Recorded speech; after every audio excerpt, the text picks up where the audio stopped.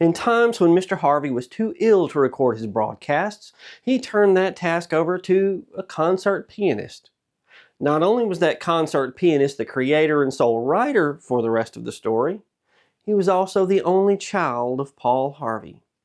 Here's Paul Harvey Jr. Now, the rest of the story.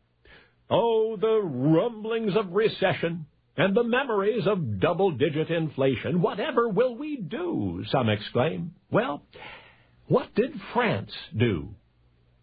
Mid-18th century, France's finances were in miserable shape. Wars had depleted the national treasury. Sound familiar? Anyway, King Louis XV knew that drastic measures were in order to restore the economy, but he couldn't propose all that belt-tightening by himself. Bad public relations. So the royal search began for a miser's miser, a French Ebenezer Scrooge, to serve as finance minister. You won't believe this, but it was Madame La Pompadour, the king's mistress, who proposed the right man for the job, a fellow named Etienne. He'd been a member of the French delegation sent to the New World in 1749 to settle a boundary dispute with the British. The territory in question, then called Arcadia, we know as Nova Scotia. Anyway, after that, Etienne served as secretary to the Duke of Orleans. And yes, the quality for which he is best remembered in each capacity was parsimony. Good old tight-fisted Etienne, a real frank pincher. So King Louis had found his man. In 1759, Etienne was appointed the king's comptroller general, as I say, the minister of finance. During his first weeks in office, Etienne scored some heavy points with the French people by blasting the royal court. The sheer visibility of the court's opulence made it an easy target. But wait a minute. Before anyone knew what was happening, France's new super skinflint minister of finance was attacking in all directions. His economic policies were really Spartan and so far-reaching in their ramifications that few remained unaffected. Even the fashions of Paris began to reflect this new austerity. Coats without folds, snuff boxes of plain wood. And, of course, to have one's portrait painted in those times was an outright extravagance. I want you to focus on that for a second, because that is the only reason Etienne's name is remembered today. Because he, France's miserly finance minister, proposed an alternative to portrait painting, a less time-consuming, less expensive alternative. You see, coincidentally, Etienne was himself a competent craftsman in that form of portraiture. In fact, that's what he did with all his free time when he was forced to resign. That's right, after less than a year as finance minister, Etienne, for the intolerable harshness of his economic policies, was booted out of office. And all that's left of him is a fleeting mention in the history books. And a last name forever ascribed to that ultimately economical portrait art, which he made famous. You see, King Louis XV's tight-fisted comptroller general, France's hyper-parsimonious minister of finance, the original Mr. Stingy, renowned even still for his economic cutbacks and for his black paper cutouts. Why, he was Etienne de Silhouette. Only now, you know the rest of the story. And now the rest of the story. I remember as a kid my family making silhouettes of each other just for the fun of it. We had cameras, sure, but making silhouettes was fun.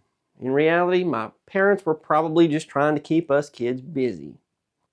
Although this art form takes its name from Etienne de Silhouette, the art is much, much older. The Greeks' black figure pottery painting, which was common between the 7th and 5th centuries BC, consisted of silhouette profile views of figures and objects on pottery. In 77 AD, Pliny the Elder described the history of painting in his Latin text, Natural History. He explained that silhouettes, though he didn't call them silhouettes, were the starting point in the development of painting. He explained that We have no certain knowledge as to the commencement of the art of painting, but all agree that it originated in tracing lines around the human shadow. Pliny explained that it was Butides, a potter from Sicyon, who was the first who invented the art of modeling portraits in the earth, meaning clay, which he used in his trade. It was through his daughter that he made the discovery, who, being deeply in love with a young man about to depart on a long journey, traced the profile of his face as thrown upon the wall by the light of the lamp. Upon seeing this, her father filled in the outline by compressing clay upon the surface, and so made a face in relief, which he then hardened by fire along with other articles of pottery. Now, all of that was a quote. Have you ever noticed that the coins in your pocket usually contain a profile of the person, if any of you carry change anymore? They've been that way since the Roman era because the silhouette or profile of the forehead, nose, and chin is clear and simple to reproduce. A silhouette is also the most immediate and recognizable and identifiable shape of a person or character.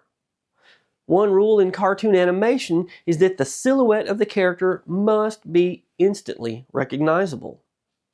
In comparison to a painting, creating a silhouette is pretty quick and easy. For portrait painters, the best compliment the artist could receive was that the finished product captured the person's likeness. Portrait painting was usually done with an artistic flair, and the artist's vision came through in the painting. It could be more about the painter than the subject.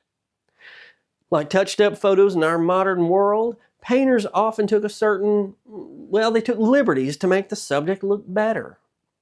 A silhouette was a true representation of the person as seen from the side. The traditional method of creating silhouette portraits is to cut them from lightweight black cardboard and mount them on pale, normally white background. Silhouettes became the poor man's picture. Only the wealthy could afford painted portraits. At first, silhouette artists worked out of small booths at fairs and markets. Take a look at this drawing of a silhouette artist plying his trade. In this drawing, the subject in the chair is backlit by a candle. This projects her perfect silhouette on the paper on her right side. The silhouette artist traces the outline and cuts out the silhouette.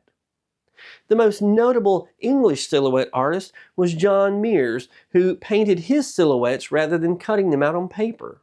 He had a studio on the Strand, that famous street in the West End of London, but also traveled to other cities to ply his trade. He advertised 3-minute sittings. Now, sitting for a painting was long, tedious, and boring. You had to be still, and sometimes you could sit there for hours. Many of Mears's silhouette paintings were small enough to fit into a locket, while a silhouette bust from 3 to 5 inches tall was typical. From the 1790s until the mid-1840s, silhouettes were the most popular form of reproducing the form of a person. Then came advancements in photography. The name photography derived from the Greek word photos, which meant light, and graph, that's G-R-A-P-H-E, which means representation by means of lines or drawing. The word photography literally means drawing with light. The idea of photography had been around for hundreds of years.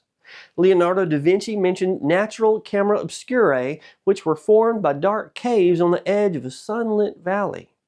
A hole in the cave wall acted as a pinhole camera and projected an upside-down image. In the 1820s, photographers were able to capture image, but the process took a long time and it was just impractical. Louis Daguerre created what became known as the daguerreotype process, which is the basis of most modern chemical photography up to the present day. Now, this is one of my favorite pictures, the view of Boulevard du Temple. Louis Daguerre took this daguerreotype photo in 1838. What makes it so special is that it's the earliest known photo to include people. It is a view of a busy street, but because the exposure lasted for several minutes, the moving traffic left no trace. Only the 2 men near the bottom left corner, one of them apparently having his boots polished by the other, remained in one place long enough to be visible. Today, we all have cameras on our mobile phones, but silhouettes remain popular largely because of, well, nostalgia. You can special order silhouettes on a host of websites, but with just a lamp and a piece of paper, you can create your own silhouette, an art form that's been around for over 2,500 years. I'm Brad Dison. Thanks for watching. And now you know the rest of the story.